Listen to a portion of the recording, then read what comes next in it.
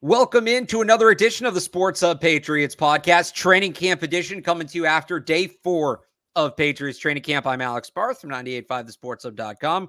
We are joined today by Matt Dolloff, 98.5thesportshub.com. You're first of the season on the pod, right? Because I think we had Bob lead it off. And Oh, yeah. No, yeah. This is my first time on the old StreamYard here. This is nice and fancy. I like it. yeah, we got like graphics now. We've come a long way from last year. There, and if people listen to this on audio only, go check out the Sports Hub YouTube page because we post all these with audio plus clips from the show over there. So people should go check it out. And Dolph, it's an interesting show to get things going because this is usually the day before the first padded practice is pretty low key. And I was kind of anticipating this show being more of a look ahead to what's going to happen when the pads come on. Through the first half of practice today, that looked to be the case. It was very much a walkthrough. And then all of a sudden, real football broke out. The most high intensity reps we've seen all summer in the second half of practice. So we'll start with today's practice and then we'll kind of build towards some bigger picture stuff. But a big day for the offense. It felt like before the pads come on, before the real football starts, in their last practice before what Bill Belichick calls the evaluation period starts, they were able to, for the most part, get on the same page and actually move the ball a little bit. Yeah, that description you just had is totally accurate. It felt like a totally light day. Nothing eventful was going to happen. And then all of a sudden they line up for 11 on 11 basically in the middle of the field, and you get all the reporters scrambling around to get their notebooks and whatever.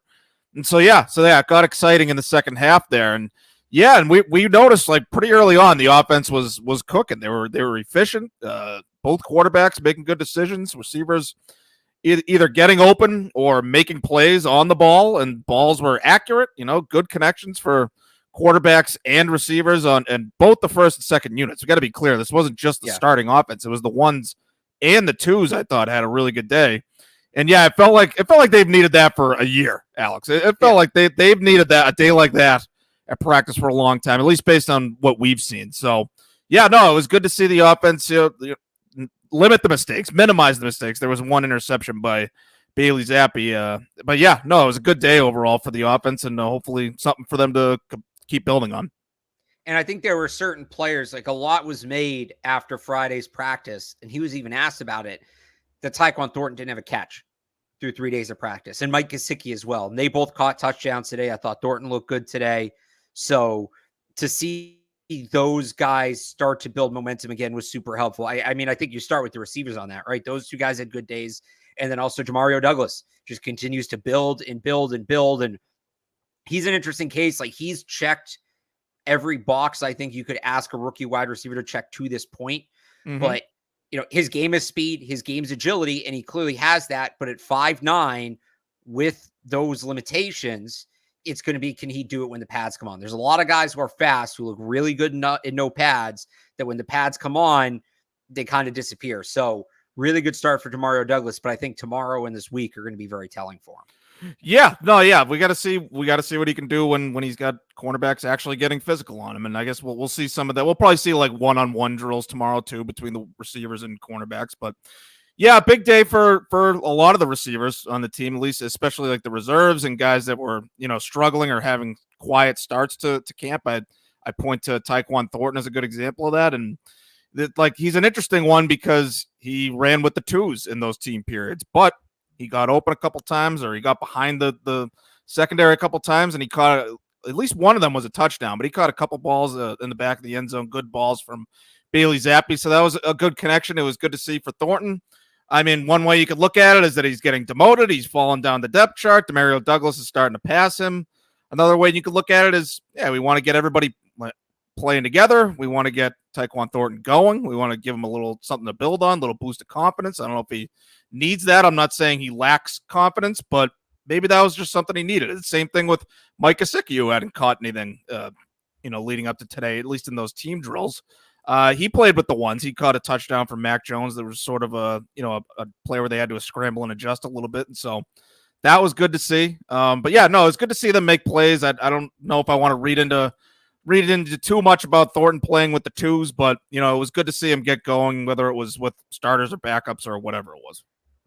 And then you had the quarterbacks, which I thought Bailey Zappi had his best day at camp. Mac Jones was really good as well. I will say this, though, because Bailey Zappi has a good day, and all of a sudden everybody starts tweeting about the fever. There's no quarterback competition here. I got the fever, Barth. I got the fever. But like, there's no quarterback. I'm feeling hot right now. I'm feeling hot though. It's plain as day. Look, and he had a good practice. And Bailey Zappi being good is good, but they're not splitting reps. None of that. Like, it's still like Mac Jones was good today too. I wouldn't say like Bailey Zappi was good today. I wouldn't say he gained ground on Mac Jones. I thought Mac Jones was really good today as well. Starting to play with some confidence, starting to play with some swagger. I just, I think I was kind of joking to you while this was going on. I was like, oh, Bailey Zappi's playing well. Time for people to blow things out of proportion. Oh, yeah. Both quarterbacks can play well. They're not going head to head. It's not like Bailey Zappi playing well meant Mac Jones had a bad day. So I just thought good day all around for both quarterbacks. Even Trace McSorley wasn't terrible today. So it just felt like the whole thing was humming for the most part. One more take on the offense, but your thoughts on the quarterbacks today first.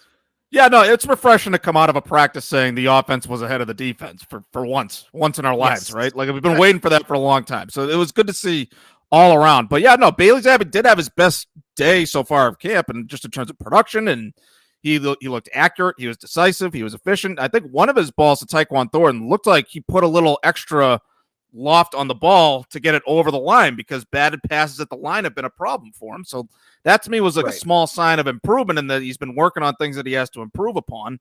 And so that was all good to see. Passes batted down today, but yeah, that was all good to see. But Thornton aside, like, he's throwing to Jalen Hurd, who had arguably the catch of the day, to be fair to him. But Jalen Hurd, Trey Nixon, he threw 4 to Douglas, I think, in 11 on 11s. Kevin Harris, Pierre Strong, like, he's not playing with Devontae Parker, Juju Smith-Schuster, Hunter Henry, Mike Gesicki. He's not playing with those guys. So, like, there's still a clear division between the one offense and the two offense, despite, little changes here and there at the bottom of the depth chart. But yeah, like, it's not a competition, but I would say not a competition yet.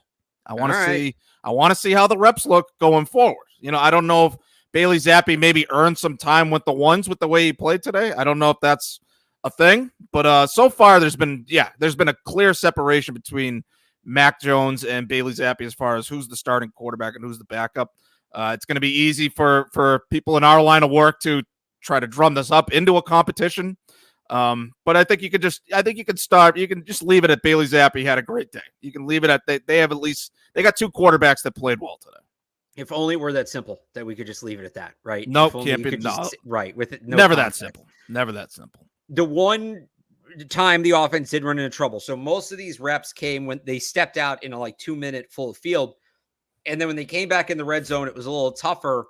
Guys weren't getting open, and you had Mac Jones and Bailey Zappi both were forced to take multiple sacks.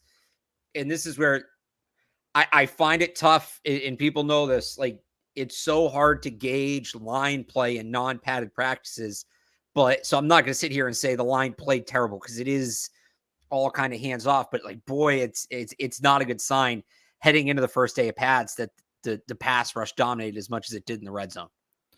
Yeah, it's been good for the defensive line over the offensive line in that particular area of the team drills. But yeah, no, look, I do a list of standouts, at 985thesportshub.com every single day after practice. So there's 4 of them, or there's been 3. And so I'm going to put number 4, or no, was today day 5? Today was day 4.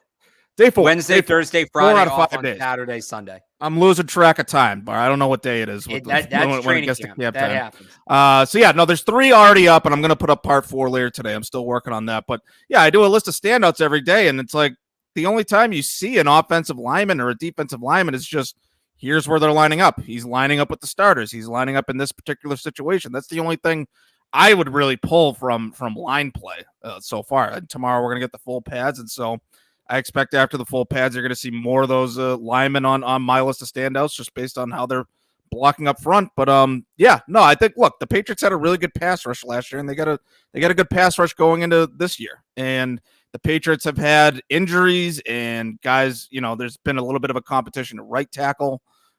Trent Brown, you got to always keep an eye on Trent Brown. Like, I know as long as he's out there, he's got the talent, but does he have the consistency and all that stuff? So yeah, like, look, the Patriots have questions on the offensive line, and they have way fewer questions on the defensive line. So I'm not surprised that the D-line has a bit of an advantage there. And I'm trying to reserve judgment on both of those until we actually see the full pads. Do you have any other observations on offense today, or you want to move over to defense? We can move forward to defense.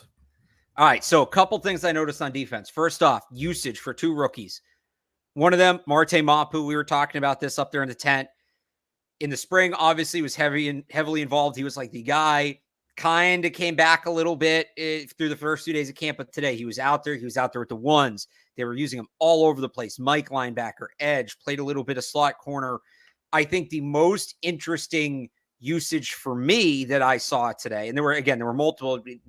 We're not going to get in all of them. We don't have time, but they had on a 3rd down rep in that 2-minute, they had him as the middle linebacker, the off-ball linebacker, and they moved Bentley to the edge as the rusher opposite. Judon was limited today, but opposite where Judon would have been. I think it was Uche filling in for him. But if you remember back when Hightower was still on team, Dante Hightower, they used to run this package where they'd put Juwan Bentley on the edge. He was pretty good at it. I don't know that he was as good. Like, I think he's still a true middle linebacker, but he made some plays there. In the last couple of years, they haven't done that pretty much because he's been the starting middle linebacker. But sure, if you can bring that look back, that's just yet another wrinkle we're adding to this defense that already looks to be so multifaceted. Yeah, I hope Mapu can play a role like that as a rookie right out of the chute. I don't know how realistic that is, but yeah, look, I think Juwan Bentley is a little underrated as a pass rusher. I know, like, you might have to put him in position to succeed and scheme it up a little bit for him. He's not going to be a guy that like dominates a one-on-one matchup or anything like that, but I think he can rush the passer a little bit. He has his moments as a pass rusher, I would say. So it'd be good if they could use him more in that role and sort of free him up for that. And, you know, if anybody could step up and play inside linebacker, because they've been forced to keep Bentley back there. But yeah, Mapu has been impressive, just the amount of different ways they've tried to use him. And like, look, I don't want to go too far with it and say he's like going to be all over the field as a rookie, because part of this is sort of evaluation and just finding out what you got and finding out what guys can do, especially for a rookie. I go back to Bill Belichick just today, right before practice. I think he was talking about Keon White was the context, I think, of the question, but he's talking about, you know, you try out guys in different spots just to see what they can do and see what they got there. And so that doesn't, like, I see what, like, all these spots that they're playing Marte Mapu, I don't necessarily see it as he's actually going to do all those things, but it's good that they view him as a guy that could probably do a multitude of different things, and they'll find out what works for him. And it seems like he's going to be a guy that they're going to be comfortable using right out of the gate in some situations. So yeah, but what you just highlighted there, playing inside linebacker, I really hope we do get to see someone else other than Bentley sort of step up there. Maybe Mapu can be that guy. And then there was another rookie on defense whose usage stood out to me today. He's not somebody we've talked a lot about, but so the top 3 boundary corners, I think it's pretty clear, are going to be Christian Gonzalez, Jonathan Jones, Jack Jones, and they've kind of rotated those 3 regularly among that top group. But Marcus Jones has gotten a little bit of run too in that group. Marcus Jones has gotten a little bit, but I think that was more like preparing for an emergency just based on those reps. Yeah. So, well, and even if you consider Marcus Jones, like, there is some question, who's the 4th boundary corner? Is it Marcus Jones? Sean Wade's the veteran. So today it was Isaiah Bolden, the 7th round pick, very athletic, good size corner out of Jackson State, former player for Deion Sanders. It was Isaiah Bolden repping in that spot. And it wasn't really a rotation. He was that 4th boundary corner. And this is where people roll their eye. 4th boundary corner. Who cares? Do it on your own time. Well, the important thing to remember is Patriots like to rotate their boundary corners when they can. So really your top 3 are all going to play. And we still don't know what Jack Jones' status is going to be for the start of the season. So if Jack Jones gets suspended, all of a sudden that 4th boundary corner, that's a guy that's playing meaningful snaps. Again, like, it could be Marcus Jones, and maybe if it becomes a roster crunch, it's Marcus Jones because you're going to keep him anyway. But I liked what Isaiah Bolden had one rough play today where he was covering Demario Douglas off, like in zone coverage, and they threw a quick slant, and Douglas catches the ball in stride, stopped on a dime, ducked, and Isaiah Bolden, who was pursuing him, just flies right over his back. But besides that, I thought he looked good today. Again, his size is going to be very valuable for them at that position. Long way to go. But I don't recall him. So there's him, there's Amir Speed, there's Sean Wade, right? None of those guys have rep with even the 2s significantly until today. You saw Isaiah Bolden start to rep with the 2s a little bit. Yeah, and look, yeah, we gotta pay attention to what's going on with the twos because a lot of those guys are gonna make the team first of all, and a lot of those guys are gonna play. A lot of those guys are gonna rotate in, and so yeah, I expect the Patriots to play more than just 2 or 3 cornerbacks, even on the outside. The Patriots, look, just like any other position, they value cornerbacks that can do different things and line up on different parts of the field and play different matchups, and at the same time, they like the opponent to have different things to look at. They don't want to give you the same exact look on defense every play, of course. And so, yeah, no, it would be good to have, third, fourth, fifth cornerbacks really emerge there. And yeah, it was notable, I thought, to see Bolden line up with the second defense because he was their last draft pick this year. He's not, Right. I wouldn't say he was a lock to even make the team, but yeah, I had him off my last roster projection. Yeah, he's getting looks at a returner, but yeah, now he's getting looks on defense. And so I don't remember for sure. I think one of Thornton's touchdowns that he caught from Zappi might have been against Bolden too. So it's like, look, he's not perfect, but if he's your fourth outside corner, maybe they could figure out a little something from that he could contribute there. And yeah, no, I thought that was notable to see him in there with the defense, even if it was just the second unit. One more observation from defense today, and then I do have a quick special teams thought, of course. Of course. You know who's having a sneaky good camp, like a really good start to camp? Who's that? Jelani Tavai. Oh, yeah? That's your boy. You've always been a huge fan of Jelani Tavai. Always, notably. Well, because they tried to make him a 3-down linebacker, and he clearly wasn't. And last year he wasn't. He was good as a run stopper, but 3 of the 4 days he's made notable plays in coverage, and he made 2 more today. I don't think he's like pushing Marte Mapu for the 3rd down linebacker role or anything like that. But if he's going to start showing up in coverage a little bit, if he can start playing a little bit of a 3-down role, that's very interesting because it's just, again, it's going to add another layer. It's going to allow them to be that much more unpredictable defensively. And it also, I think, puts a guy like Ronnie Perkins or a guy like Anthony Jennings maybe a little more on the bubble because you're keeping those guys to add the linebacker depth, especially a guy like Perkins who's a pass rusher. But if Tavai's going to make plays on 3rd down and be a 3-down player, he gives you depth in 2 spots, and maybe that erases that other linebacker spot. So we'll keep watching that. It's not like he hasn't been Darrelle Revis out there, but I'm excited. Like whenever he talks to the media next, I'm interested to ask him if that's something he focused on this offseason, because it looks like something he focused on because he is much better right now in that regard. We know Juwan Bentley did that last year. He said his focus in the offseason was working on coverage, and he came out and he blew people away in coverage last year. A lot of people nationally were surprised how good he looked in coverage last year compared to the beginning of his career. So I wonder if Jelani Tavai did something similar this past offseason. Yeah, Tavai was steadily improving even during the season last year. He was all of a sudden emerging as, a kind of a nice little versatile piece for them. And so, yeah, no, I guess I haven't really noticed as much as you have about how he's playing so far in camp, but I noticed him today because it was funny. I think it was Bailey Zappi's first pass attempt in those 11s.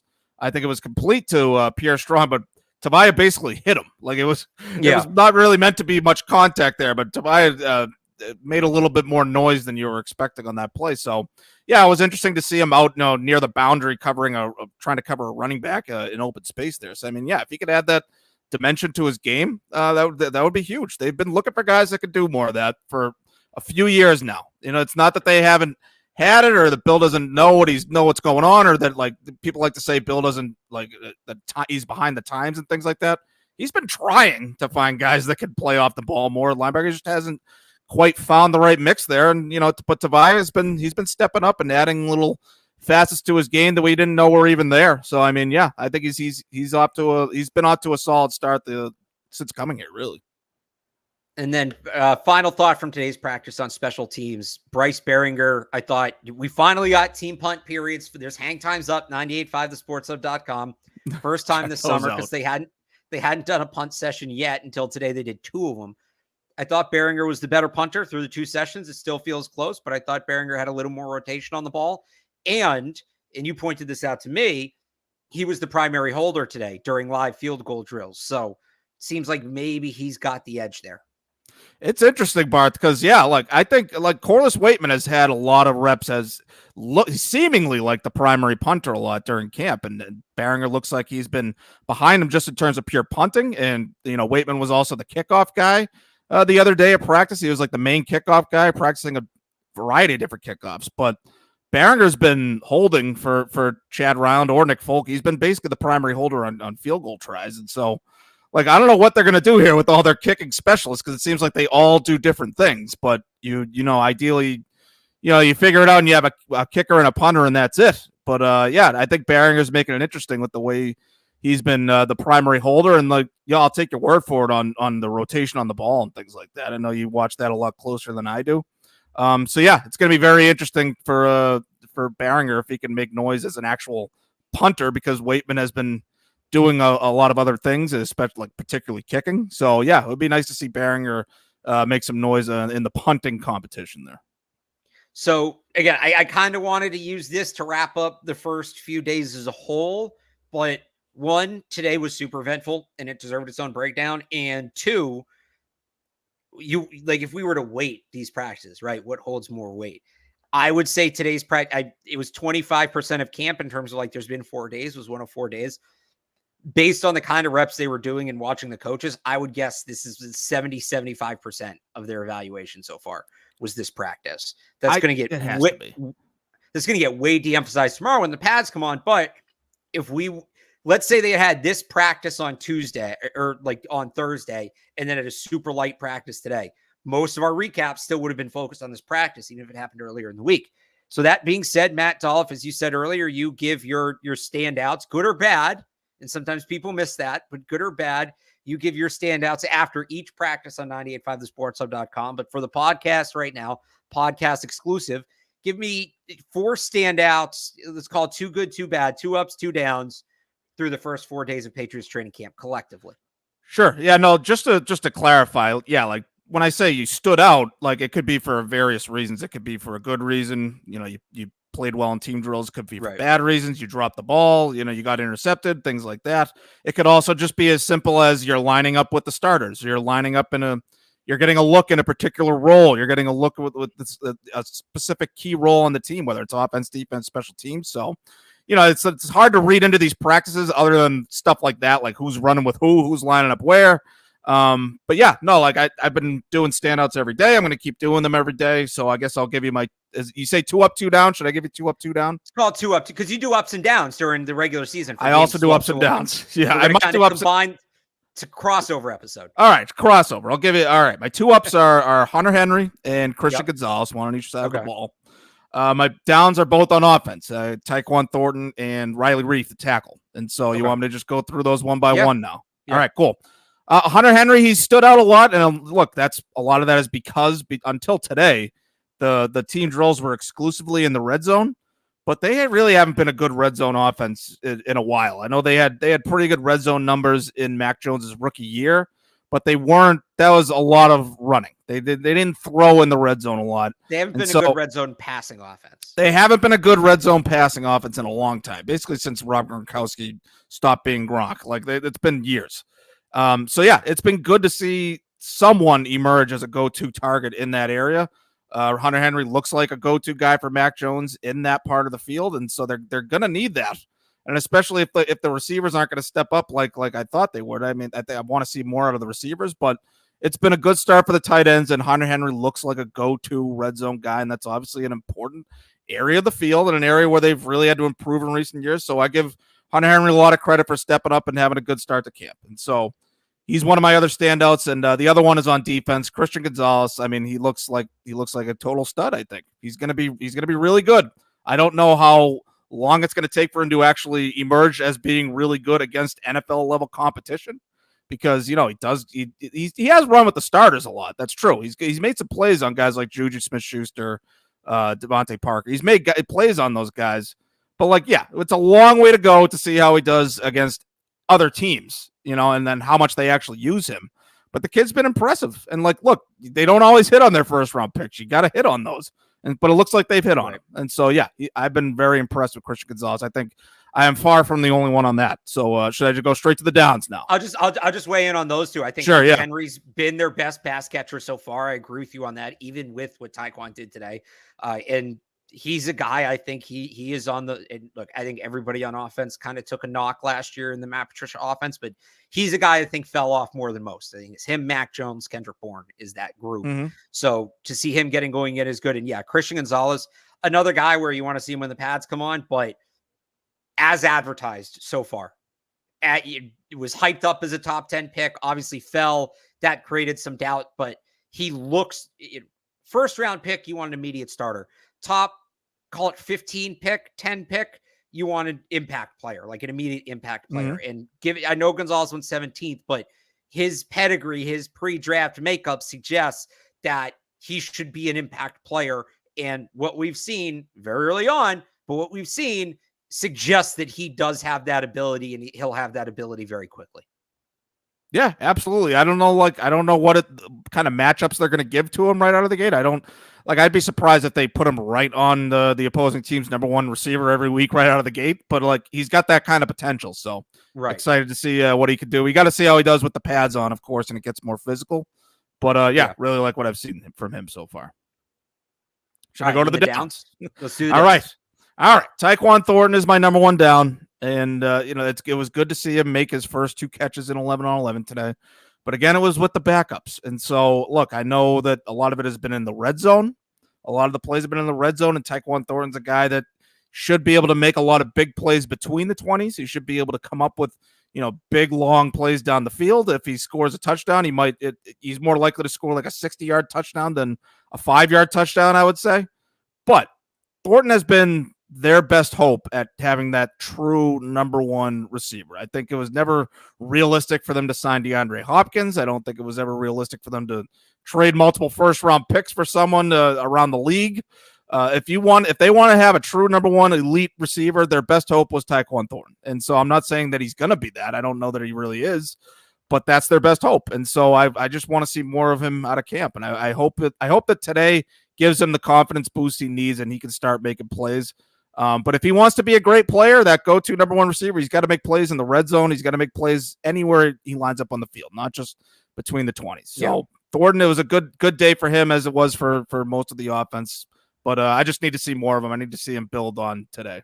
Where I've been with Thornton in the lack of red zone success, like I think it's kind of glass half full, glass half empty, in that he's not a red zone guy. That's not his skill set. He's not a guy, and he's not a guy that's generally going to be at his best down from the 4-yard line. So I don't think his lack of success in the red zone means that he's ultimately a bad player, because we're still sort of trying to figure out what he is. But at the same time, if he's going to be, like you said, that true number one wide receiver, then he does need to be able to make plays in the red zone. He doesn't need to be their best red zone threat. And they got 2 great red zone threats in Parker and Gesicki. But if he's going to take that next step, you'd think he'd at least show up a little bit in the red zone. And he really didn't at all. So does it mean, him not showing up in the red zone, does it mean he's bad? No. But it's also a sign that he maybe isn't going to take as big of a jump as some people thought he might. Yeah, no, you hope for the year 2 jump out of everybody, of course. And I guess we'll get our real first inkling of Cole Strange tomorrow when they put on the full pads. Although he got bowled over today by Dietrich Wise on one of those. Oh, that was against Strange. Yeah, okay, that's not great. But we'll see how he looks with the pads. But it's the same thing with Thornton. I want to see what happens when it might be interesting to see Thornton versus Gonzalez with the full pads. I want to see who gets over on who on that one. So. Yeah, it's concerning that he couldn't get open even in non-padded, less than fully competitive sessions where he's not necessarily getting a guy punching him in the face. But we got to see how he looks when it gets more physical, and we just got to see him step up more. So, all right, you want me to move on to my next second down? Riley Reef, right? My second down is Riley Reef, veteran tackle. I don't know how fair it is to him because he's 33, 34 years old. 34. Who knows what he's really going to be, what he really is at this stage of his career. But he started camp looking like the starting right tackle. And the last few days, Connor McDermott's really made a push on him. McDermott, look, he was serviceable last year, but I think there was also an element of it was so bad at right tackle that, Connor McDermott just being merely serviceable or, just being there and not totally screwing up the way Isaiah Wynn was, that he looked almost like a good right tackle. I don't necessarily see it as a good sign that their quote unquote big signing on the offensive line isn't really stepping up. And I mean, I don't know where Riley Reef's place on the team is if he can't play right tackle. So I'm interested to see where that competition goes. And I'm not necessarily going to be, pissed at Riley Reef if he doesn't earn the starting job, but I'm just surprised to see him drop off after what he looked like the starter for the first couple of days. I mean, look, it's not his fault that they're kind of putting him in that spot. I'm with you. I don't know how much he has left, but they got to figure out something. And that competition really begins tomorrow. And I know, yeah, like you said, Connor McDermott started getting some reps. Riley Reef fell off. And I think it's notable because foot speed pads or no, but none of that's going to matter starting tomorrow when the pads come on. That's when we'll really determine the offensive line. I think that's the biggest thing with the pads coming on. We finally get a chance to get the answer to the biggest question this team will face this year, and it's the tackle position. Trent Brown's looked good early on, so that's encouraging, but what are they doing at right tackle? Where's Cole Strange at? This is what's going to make or break the offense. I think the wide receivers might not be great. They're fine. Mac Jones is fine. Bill O'Brien's system's going to work. If anything undoes this offense, it's going to be the tackles, and we get our first real look at them tomorrow. Yeah, no, I'm looking forward to it. I'm looking forward to charting those one-on-one battles. We got to figure out how we're going to divvy up that work, Barth. Yeah. we're going to get real deep in the trenches tomorrow. I know you love that stuff, so get ready to roll around in the mud a little bit. We kind of talked about it a little bit there. You mentioned with Gonzalez and Thornton, but what else are you looking for when the pads come on besides the tackle position?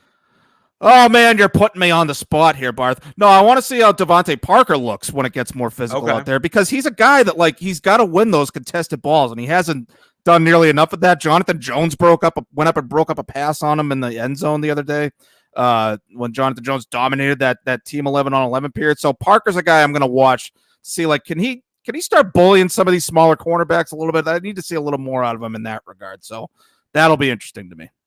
Couple players I'll probably spotlight tomorrow first, fully padded practice. Marte Mapu, Christian Gonzalez, Tyquan Thornton, Demario Douglas, Riley Reef, Connor McDermott, Cole Strange, and Keon White. I have been waiting to see Keon White metaphorically punch somebody in the face coming out of his three-point stance. We got to talk to him today. Again, you stand next to the guy. Just huge. But mild-mannered. Yeah, very quiet, all business, but I want to see his physical ability put to use on the football field. I've been very excited for that. And I mean, he's the player you've been waiting for years. So Absolutely. Big day for you tomorrow as well. And of course, we'll have full coverage of tomorrow's Patriots training camp practice, all things Patriots training camp on 98.5 The Sports Hub and 98.5thesportshub.com. Another daily podcast coming tomorrow as well to break it all down. But until then, be sure to check out, again, 98.5thesportshub.com, Matt's recap, my recap, and the Sports Hub YouTube page. I've got a video recap up there as well. So, Matt, thanks for coming on the show. I'm sure we'll have you on again real soon. Absolutely. This is fun, Barth. We gotta work these in throughout the preseason. Yes, good catching up. So, again, till the next one, for Matt Dolloff, I'm Alex Barth. Thanks for listening, and we will talk to you next time. See you later.